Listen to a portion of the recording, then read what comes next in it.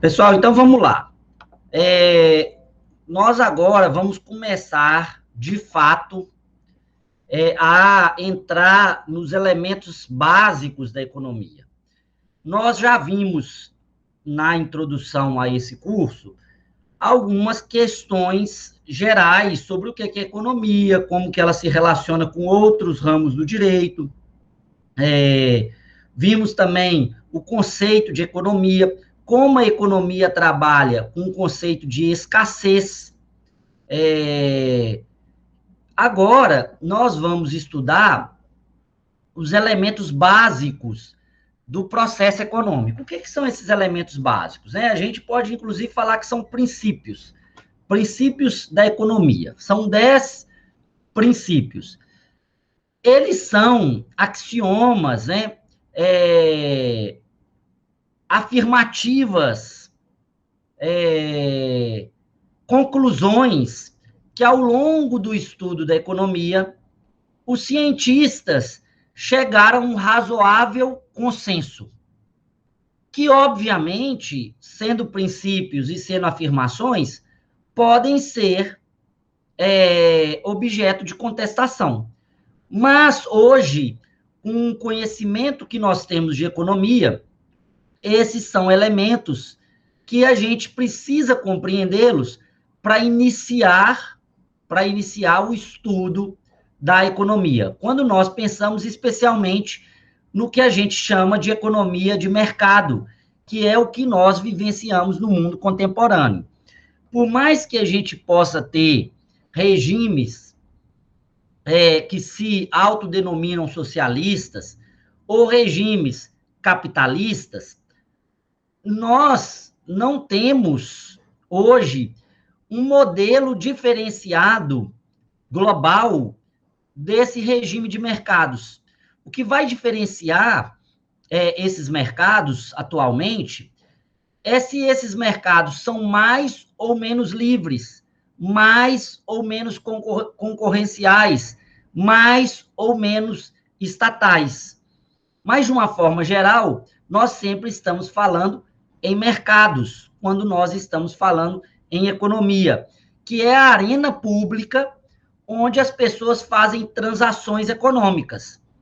Essas arenas públicas onde as pessoas fazem transações econômicas, elas são arenas que podem ser, de alguma forma, conduzidas só por atores privados e atores públicos, podem ser arenas, como nós vamos estudar, que são monopolísticas, arenas que são desiguais, e isso, toda essa perspectiva, ela vai se diferenciar de território para território.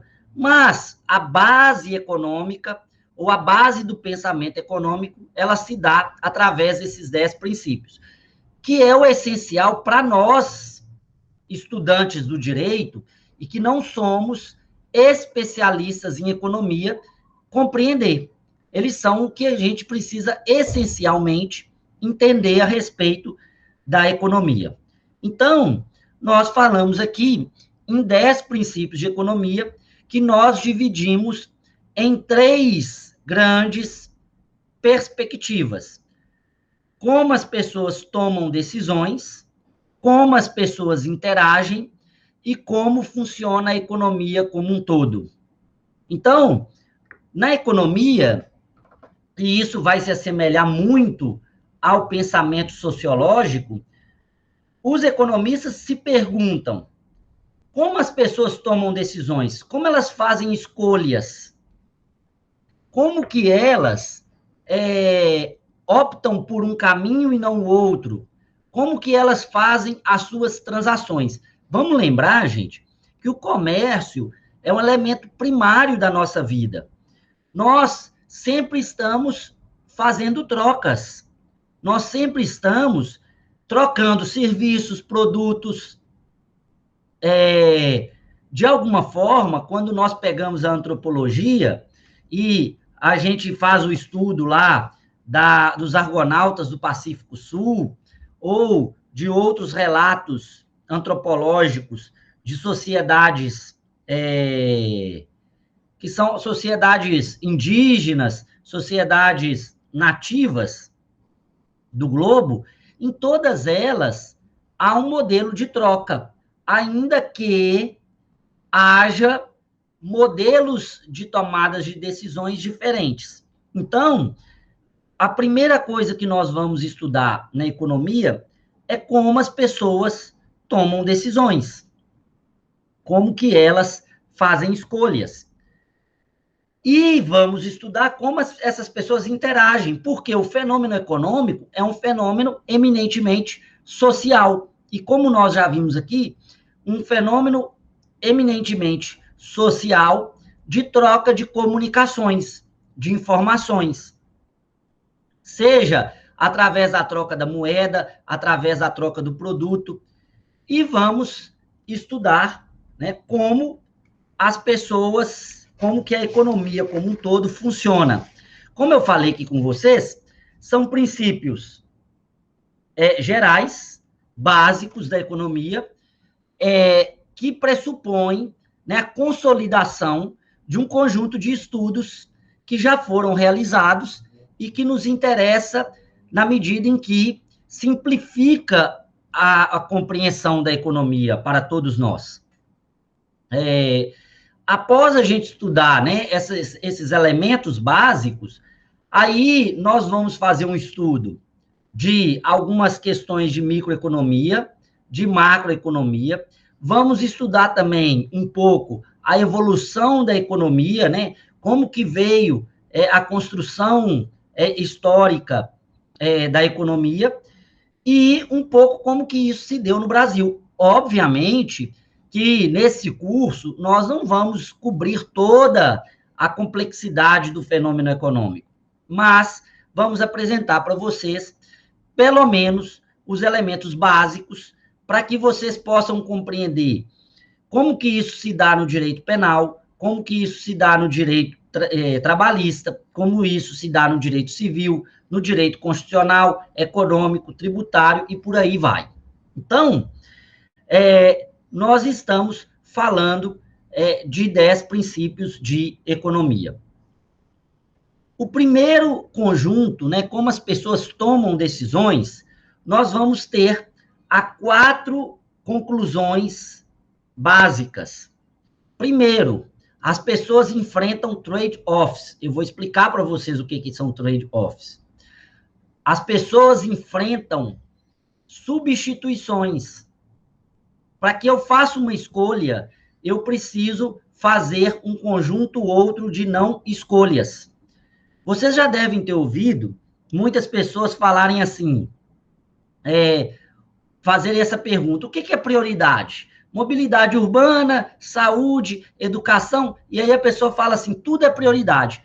Se tudo é prioridade, nada é prioridade, porque prioridade é um conceito que pressupõe a exclusão de outras ações. E como eu falei aqui com vocês, o que nós vivemos? Qual que é o elemento central da economia?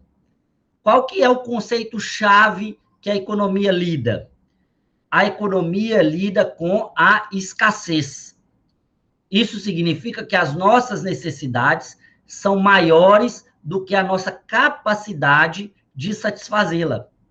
Quem chega ao final do dia com um conjunto de coisas que a gente deixou de fazer, séries que a gente deixou de ver, telefonemas que a gente deixou de dar, textos que a gente deixou de estudar, exercícios que a gente deixou de fazer. Por quê? Porque o tempo, ele é o mesmo para todo mundo e nós precisamos fazer escolhas. Então, nós, todos os dias, enfrentamos trade-offs. E eu vou explicar aqui para vocês, cada um desses princípios. O custo de uma coisa é o custo do que você desiste para obtê-la. Então, todas as vezes que a gente faz uma escolha, o custo dela é tudo mais que nós deixamos para trás. Pessoas racionais pensam na margem. As pessoas, quando elas raciocinam na margem. Nós vamos explicar isso aqui também. e pessoas respondem a incentivos. Vamos lá para a primeira perspectiva. Pessoas enfrentam trade-offs. Nada é de graça. Não existe almoço grátis. Quando as pessoas criticam essa frase, elas acabam não se dando ao raciocínio de entender o que quer dizer que não existe almoço grátis ou nada é de graça.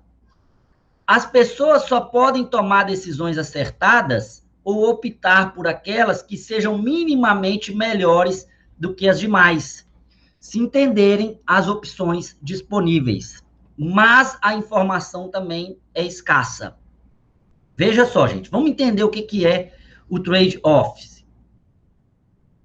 O trade-off, eu coloquei aqui essa foto do casamento para a gente entender que o namoro e o casamento é o nosso principal trade-off que a gente faz na vida. O que quer dizer isso? Sempre que eu faço a escolha de casar, eu também faço uma segunda escolha. A de que todas as outras pessoas com as quais eu poderia me relacionar, elas não vão mais estar como opção para a minha vida. Então, quando eu caso, eu também descaso de um conjunto outro de pessoas. Eu brinco sempre que esse é o maior trade-off que nós fazemos, porque a gente tem que escolher a pessoa que valha qualquer outra pessoa do mundo inteiro. Então, o que isso quer dizer? Que eu sempre faço escolha entre o que eu quero e o que eu não quero.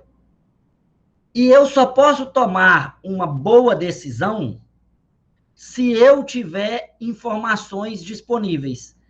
Mas, usualmente, eu não tenho informações completas e disponíveis.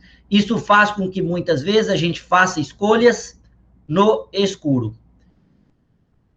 Quando a gente vai numa festa, a gente tem que escolher uma roupa. As mulheres escolhem vestidos, os homens escolhem a gravata, a cor do terno. Vocês já viram, quando a gente vai numa festa, e a gente descobre que a gente fez uma escolha muito ruim. O que a gente pensa quando a gente chega na festa e a gente percebe que a gente fez uma escolha muito ruim? A gente percebe que a gente fez uma escolha pior do que as outras opções disponíveis, que muitas vezes nós não sabíamos quais eram naquele momento.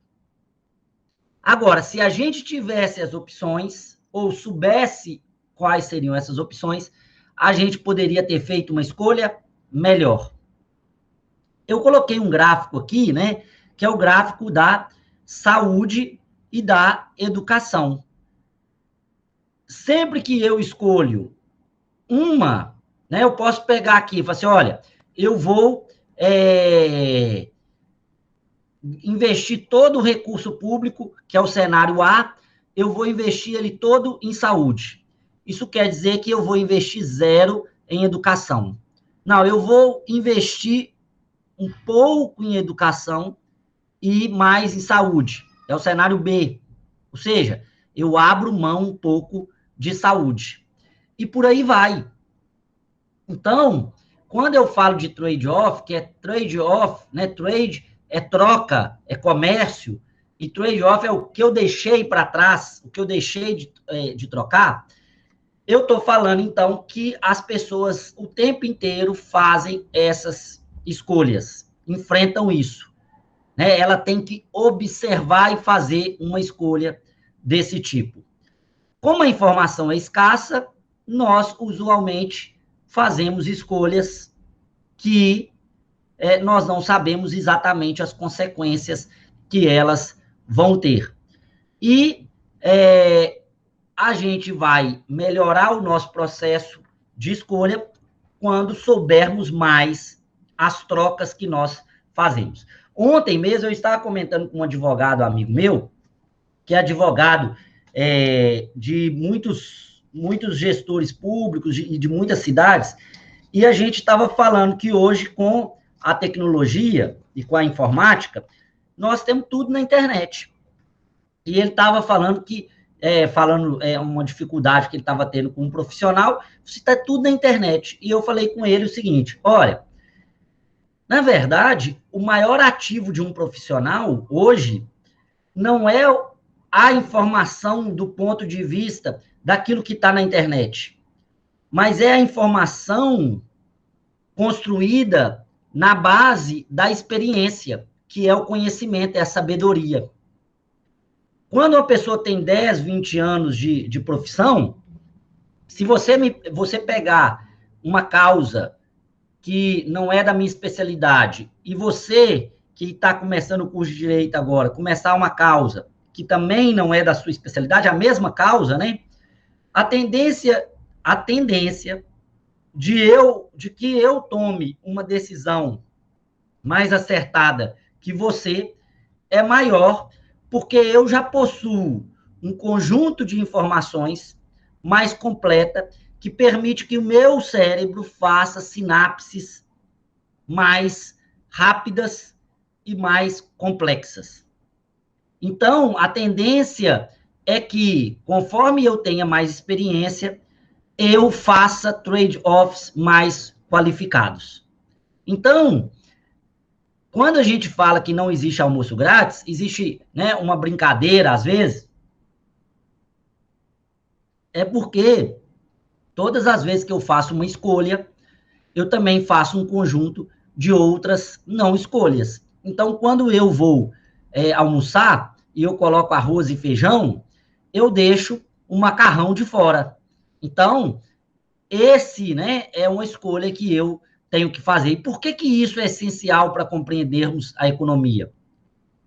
Porque o tempo inteiro não vai dar para satisfazer todos os interesses e todas as vontades, e precisarão fazer escolhas. As pessoas enfrentam o trade-off a todo momento, geralmente fazem a partir da utilidade. Sim, e a partir da utilidade que elas conhecem ou elas têm como prioridade. E vejam bem, pode ser que a utilidade para você seja diferente da utilidade para o outro, porque o seu conjunto de valores é diferente. Vejam como que isso já é complexo numa relação individual, né? Nós temos individualmente muitos conflitos, nós vamos optar pelo conforto ou pela beleza? Quantas vezes a gente já teve que fazer essa escolha? Né? Falar assim, eu vou usar uma calça mais larga, que é mais confortável, ou uma calça mais justa, que é mais bonita. Isso é complexo quando estamos falando de 2 pessoas, isso é complexo quando estamos falando em 20 pessoas, e isso é muito mais complexo quando nós estamos falando de uma sociedade. Politicamente, enfrentamos trade-offs sempre. E aí é muito perigoso aquele raciocínio, né, que fala o seguinte: mas tudo é importante. Se tudo é importante, nada é importante e nós não conseguimos, não sabemos o que vamos resolver. Porque a gente precisa enfrentar trade-offs e não vai ter como satisfazer tudo na nossa vida. O custo de alguma coisa é do que você desiste para obtê-la. O custo de oportunidade, qualquer coisa de que se tenha de abrir mão para obter algum item. O custo econômico, aquele custo que não é diretamente financeiro, mas que tem um custo de oportunidade ou trade-off embutido. Olha só, gente, e aí o exemplo aqui da Sueli é muito bom, né? Fala da utilidade do diamante e da água, e o valor sobre a importância do bem, que vai depender do contexto. Né? Muitas vezes, o diamante é mais valioso do ponto de vista financeiro, mas do ponto de vista da saúde, ou dependendo do contexto que a gente tiver, a água, né, vai ser um ativo muito mais importante. E essa questão colocada aqui é muito importante, pessoal, para a gente pensar, olha para vocês verem, vamos fazer antes da gente vir aqui, para a gente fazer uma reflexão sobre a lei, o novo marco de saneamento básico. Muitas pessoas falam o seguinte, a água não é um bem, é um direito. Tudo bem, e mesmo o direito tem custos, tem algum custo para ser implementado. Vamos imaginar que você, um cidadão normal, consuma 50 litros de água. E o seu vizinho gasta 300 litros de água. Se nós temos a mesma tarifa para os dois, o que acontece com a água no geral? Aquela pessoa que gasta mais, ela onera aquele que gasta menos. Por quê? Porque o custo que nós temos para produzir 1 litro de água é mas para produzir 500 litros, dependendo da escassez ou não do produto, é maior. Por isso que o raciocínio do trade-off é muito importante, para a gente entender que a importância de algo é relativa, ela é dentro de um contexto. Ela é dentro de um contexto. Quando nós pensamos na Covid, por exemplo, nós pensamos, muitas pessoas estão fazendo uma escolha de ir em festa, viajarem, que pode resultar como custo essencial a vida de algum familiar. Então, quando nós pensamos no trade-off, e isso vai servir para a política de saneamento, quando a gente pensa na água, nós vamos ver que a água tem uma utilidade. E aí é preciso dar a ela um valor específico e muitas vezes fazer com que as pessoas paguem pelo valor que aquela água precisa ter dentro de um contexto social. Então, sempre que a gente pensa no trade-off, a gente precisa entender, né, essa dinâmica dessa troca. E o custo de alguma coisa é do que você desiste para obtê-la. Olha só, quando eu caso, o custo do meu casamento são os possíveis outros relacionamentos que eu deveria ter. Então, se eu caso com a mulher que eu amo, se eu caso com a pessoa com quem eu admiro, o custo é baixíssimo. Por quê? As outras pessoas não me interessam. Agora, vamos imaginar que você esteja apaixonada por 2 ou 3 pessoas. Né? Eu estou dando um exemplo aqui que é lógico que a gente podia problematizar isso. Não, isso não é paixão, isso não é amor, não. Mas vamos imaginar o seguinte, você tem 2 ou 3 pessoas que você goste e gostaria de ter um relacionamento. Quando você começa a namorar com uma, é o custo das outras. Isso é chamado o custo de oportunidade. Qualquer coisa de que você tenha de abrir mão para obter algum item. É o custo que aquela oportunidade tem para você. E se você não fizer uma boa escolha, você vai estar pagando muito mais caro do que aquela coisa efetivamente vale. Então, professor, mas isso vale para relacionamento? Vale do ponto de vista da linguagem econômica. Do ponto de vista da linguagem econômica. Agora, quanto mais elementos você tem, mais você vai fazer escolhas que possam parecer para os outros escolhas não inteligentes, que para você pode ser inteligente. Então, o custo não pode ser, e não é, somente financeiro. Aí é que entra essa ideia do custo econômico. Aquele custo que não é diretamente financeiro, mas que tem um custo de oportunidade ou trade-off embutido.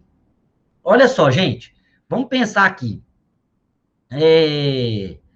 Muitas vezes a pessoa pensa assim, eu quero ser... Ou alguém vira para você e fala assim, eu quero ser advogado.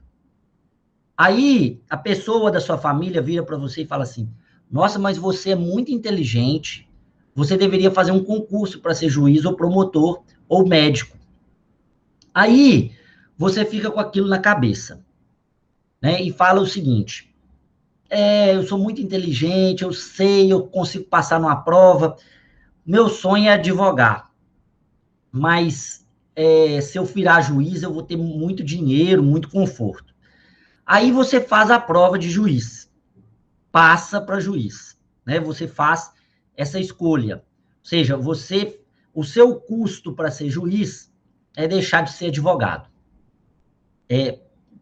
Mas tem os benefícios da estabilidade do salário. Só que você fica muito triste. Você não está motivado, você é uma pessoa chateada, e aquilo faz com que você tenha que ir no psicólogo, faz com que você tenha depressão, faz com que você vá trabalhar desanimado. Olha o custo econômico, que não é diretamente financeiro. É o custo de uma escolha que não te motivou.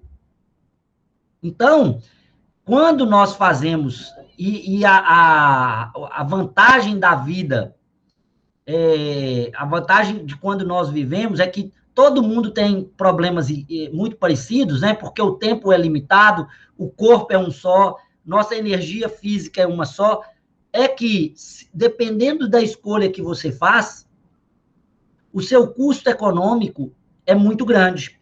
Por isso que muitas vezes a pessoa fala assim: ah, não, dá tempo. Olha, eu bebo o fim de semana, bebo o fim de semana todo e deixo segunda a sexta para estudar. O que acontece de segunda a sexta?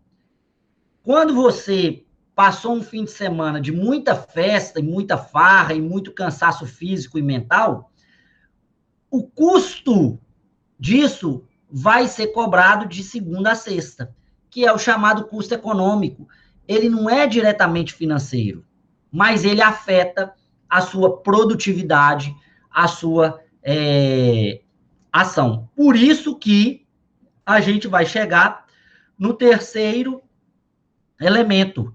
As pessoas racionais pensam na margem. O que isso significa? Significa que raramente tomamos decisão preto no branco. Em regra, quando temos que tomar decisões, fazemos raciocínios mais complicados ou complexos. E aí entra o seguinte: a gente começa a especular diversas ações que o outro pode ter também. Então, eu viro e falo: eu vou na festa, essa festa é uma festa chique, eu vou nessa festa com o meu terno mais caro, com a minha gravata mais cara. Mas se eu for, dependendo da festa, eu não tenho condições de ter o terno mais bonito da festa. Então, eu tenho que pensar em quais pessoas vão também nessa festa e se vale a pena eu utilizar essa roupa nesse momento. Ou, quem que eu devo estudar, economia ou sociologia? A professora Fernanda, ela passa 20 textos. O professor Jamir passa 2 textos. Então, eu vou fazer o seguinte: na minha matemática, eu vou estudar os 2 textos do professor Jamir e vou estudar 18 da professora Fernanda. A gente faz o tempo todo esse tipo de cálculo e a nossa decisão não é preto no branco. Gente, isso vale inclusive para a vida de vocês, tá? Não existe decisão neutra, objetivamente correta e 100% segura. Esqueçam isso na vida de vocês. Nós sempre pensamos com um conjunto enorme de complexidade. Nós pensamos a partir do local que a gente vive, a partir das impressões que a gente tem, a partir dos sofrimentos e alegrias que a gente vivenciou.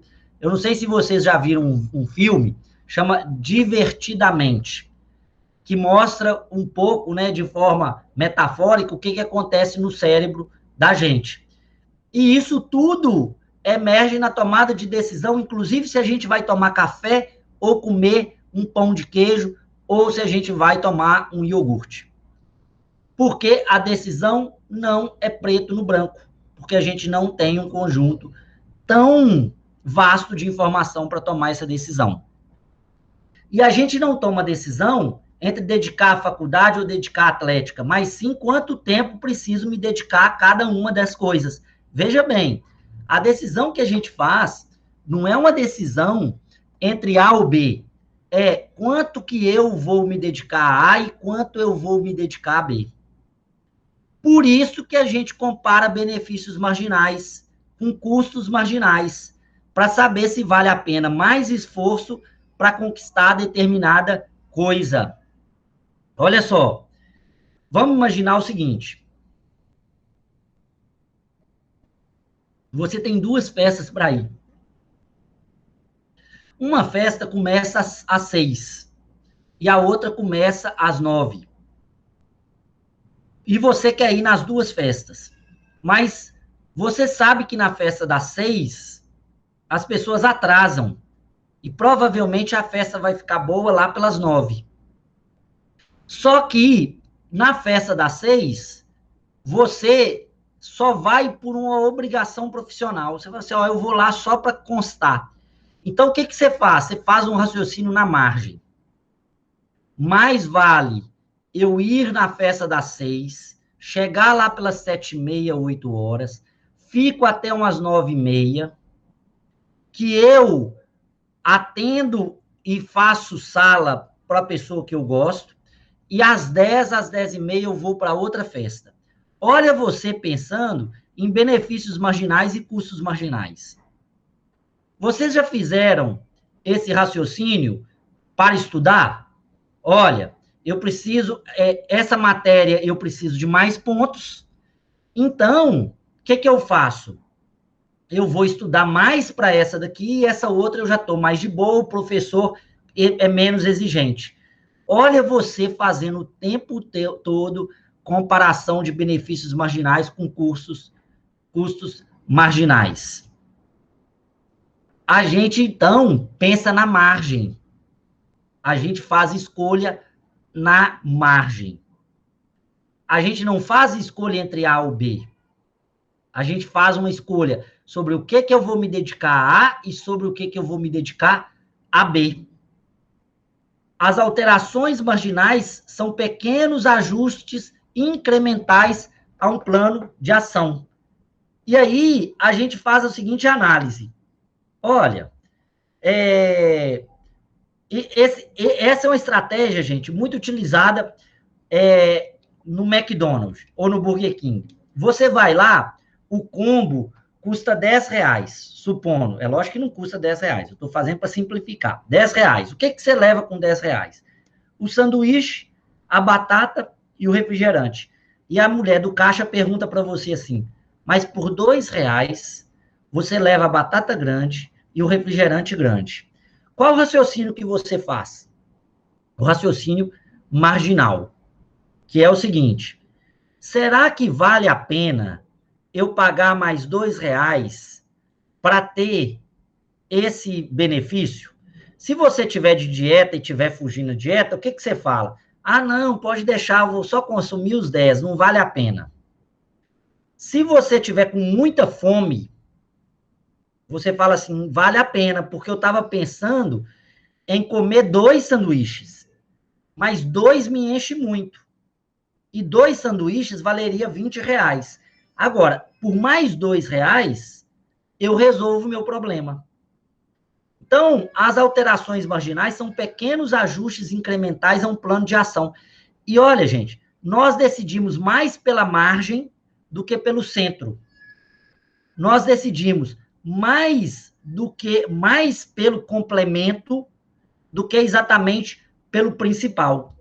Isso vale para o curso de vocês, isso vale para a viagem que a gente faz, isso vale para a roupa que a gente vai usar, para o carro que a gente vai usar, isso vale para a escolha política. Olha que interessante.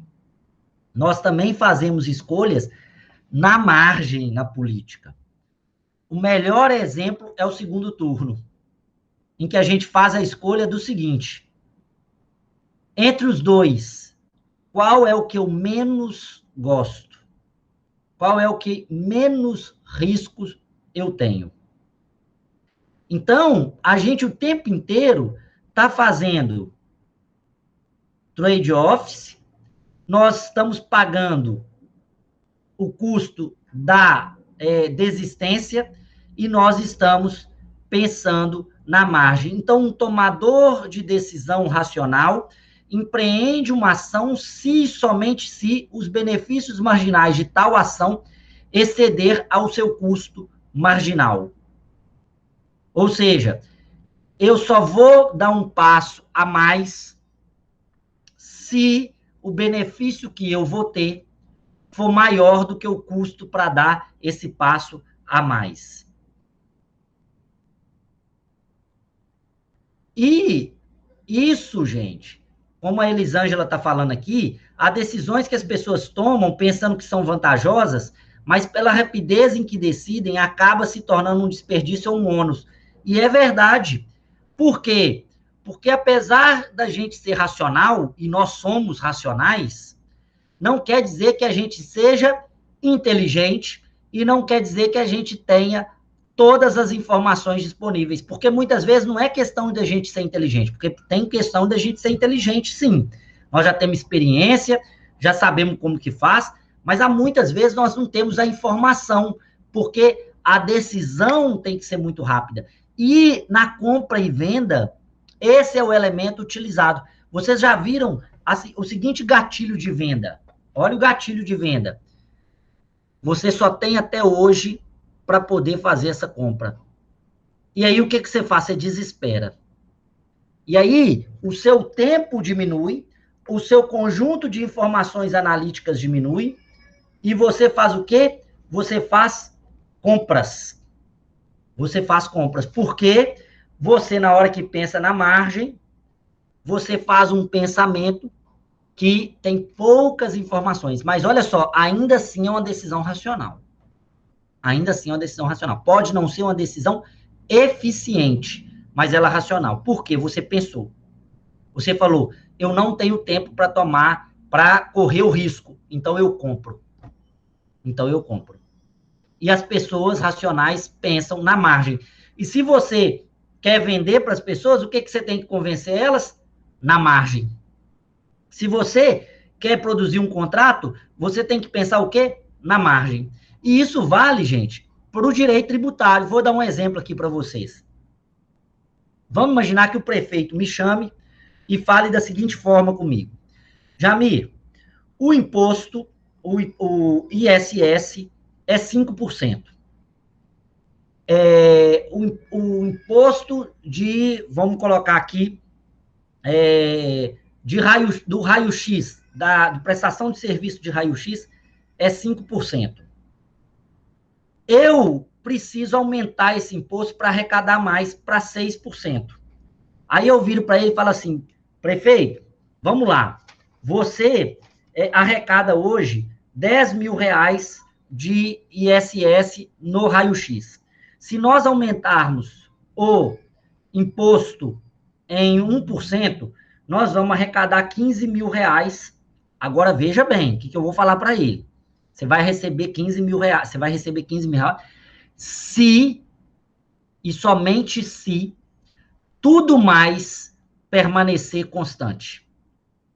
Se, e somente se, tudo mais permanecer constante. Isso na economia é uma regra que em latim chama-se ceteris paribus.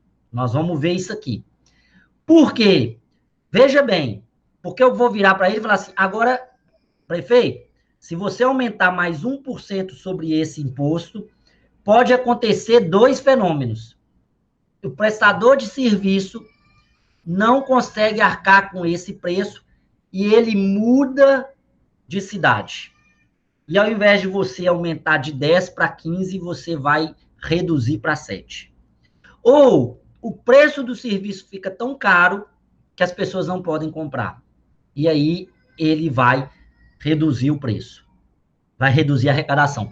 Vejam bem, é lógico que eu estou simulando aqui, né, gente? Eu não estou falando aqui, eu estou dando um exemplo, tem que fazer um estudo. Vejam bem que como uma decisão jurídica, política, pode afetar o elemento econômico. Então, o tomador de decisão racional, ele sempre empreende uma ação se e somente se os benefícios marginais de tal ação, pelo menos na sua conjectura, na sua reflexão, exceder ao custo marginal. E, por fim, as pessoas respondem a incentivos.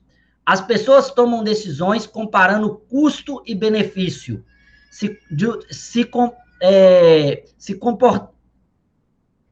Peraí, que eu acho que eu escrevi uma palavra errada. Se comportamento, então pode mudar.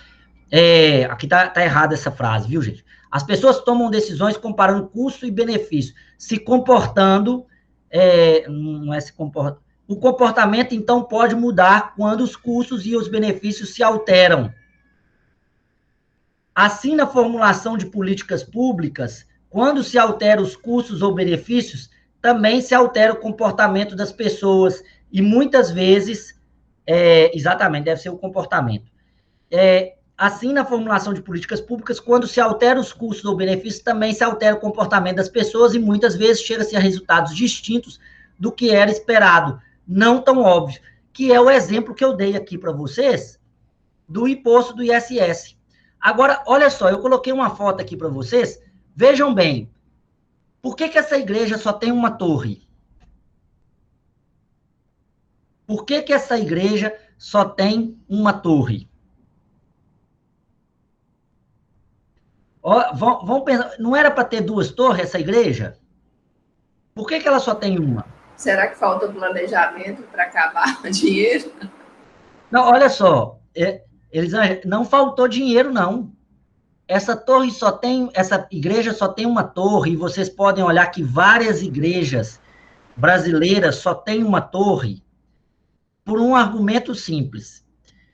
A Santa Sé, a Igreja Católica, ela determinava para as igrejas o seguinte: você tem que arrecadar o dinheiro para construir a igreja. Quando a igreja ficar pronta, você tem que mandar o dinheiro do dízimo para o Vaticano. E aí, o que o padre fazia, então? Não terminava a igreja. Para terminar a igreja, tinha que ter duas torres. E aí, ele nunca terminava a igreja. Ele deixava a igreja com uma torre para ele sempre ir arrecadando o dízimo. E o dízimo ficar na paróquia dele. Por isso que há muitas igrejas de uma única torre. Vocês já viram algumas cidades em que não há acabamento nas casas? Não há pintura? Porque muitas vezes o prefeito ou a legislação determina o seguinte: olha, as casas pintadas, as casas que têm pintura, que estão rebocadas, estão prontas, elas pagam um IPTU maior do que a casa que não está pronta. Aí o que as pessoas fazem? Não terminam a casa, porque o IPTU delas seria menor. Olha uma coisa que acontecia aqui em Governador Valadares. Vou dar um exemplo para vocês. Nós tínhamos duas alíquotas de imposto, de IPTU. Era o seguinte: ou você pagava 2% pelo lote, e hoje é isso, se você tiver um lote vago, você paga 2% anual de IPTU. Se você tiver uma casa construída, você paga 0,45%. Só que é o seguinte, o que a lei definia? Qualquer obra no imóvel é considerado uma casa, uma edificação. A lei falava assim: se o lote tiver uma edificação, você paga 0,45%. O que as pessoas faziam? Elas erguiam um pedaço da casa, geralmente 4 colunas, e passavam a pagar 0,45%. E especulavam. Então, o que a gente fez? Alterou o Código Tributário. A gente criou alíquotas regressivas. Se tivesse só as vigas, é um tributo. Se você fizer a laje, é outro tributo. Se você concluir a casa, aí você paga o imposto. Para quê? Para fazer com que a pessoa fizesse ou terminasse a casa ou não iniciasse um procedimento de fraude. Isso não é um jeitinho brasileiro, não, viu, gente? Eu vou até, estou vendo aqui o pessoal falar, Isso é jeitinho brasileiro, mas isso existe em vários países. Eu não sei se vocês já viram, quando a gente vai ver algumas fotos, né, bonitas, na Grécia, na Holanda, as casas que tem a frente da casa muito, muito curta. O que a gente está acostumado no Brasil, né? Com casas com frentes maiores. Aí tem aquele tanto de casinha, aí é tudo coloridinha, mas tudo curtinha assim. Aí você pode estudar. Provavelmente, o tributo residencial era cobrado por tamanho de fachada. E aí as pessoas preferiam fazer casas profundas, altas, mas com fachadas mais curtas.